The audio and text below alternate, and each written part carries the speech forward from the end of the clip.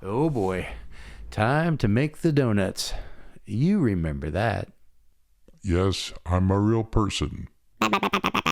My name is Steve, and welcome back to the channel. And today we're talking about everyone's favorite TV dad, Hugh Beaumont. Today we're talking about the man who felt like America's dad for a whole generation. You know him as the calm, patient Ward Cleaver from Leave It to Beaver. But Hugh Beaumont was more than the perfect TV father. He was a theology graduate, a Methodist lay minister, a B-movie detective, a Christmas tree farmer, and a steady presence both on and off the screen. This is the story of Eugene Hugh Beaumont, his life, career, and the quiet way it ended far from Hollywood. Eugene Hugh Beaumont was born February 16, 1910, in Lawrence, Kansas. His father was a traveling salesman, so the family moved frequently. He graduated from the Baylor School in Chattanooga, Tennessee in 1930 and attended the University of Chattanooga, where he played football and later earned a Master of Theology degree from the University of Southern California in 1946. He began performing in theaters, nightclubs, and on the radio in 1931. Acting gradually became his path, though he remained a lay minister in the Methodist Church throughout his life and occasionally performed weddings and funerals. During World War II, he was a conscientious objector and served as a medic.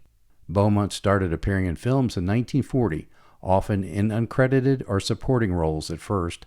In 1946 to 1947, he starred as Private Detective Michael Shane in a series of low-budget crime films. He also appeared in movies such as The Blue Dahlia and later the science fiction film The Mole People. His television work increased in the 1950s, then came the role that defined him.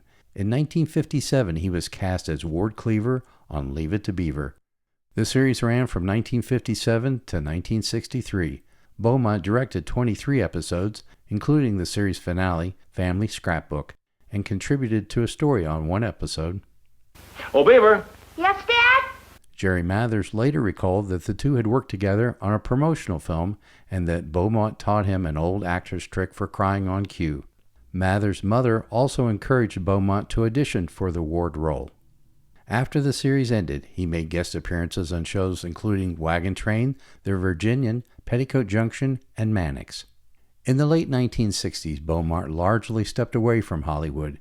He owned a Christmas tree farm near Grand Rapids, Minnesota, and spent time on Balgillo Island, also known as Beaumont's Island, on Lake Wabana.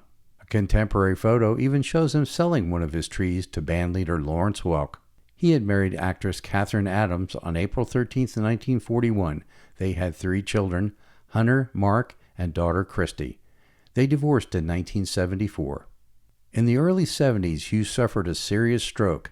Contemporary accounts and later interviews note that doctors told him he might never walk or talk again. He recovered sufficiently to do some directing and community theater work, though his professional acting career effectively ended. On May 14, 1982, Hugh Beaumont was visiting his eldest son, Hunter, a psychology professor in Munich, West Germany. Sadly, Hugh Beaumont died suddenly of a heart attack at his son's home. He was only 72 years old. Hugh Beaumont was cremated. His ashes were scattered at his summer retreat on Balgillo Island, informally known as Beaumont's Island, the same quiet place where he had spent so many of his later years. The 1983 television movie Still the Beaver was dedicated to him. In the early 1980s, there was a short-lived punk band that took the name The Hugh Beaumont Experience. From Kansas roots and theology school to the living room of the Cleaver family, a Minnesota tree farm, and a final visit with family in Germany.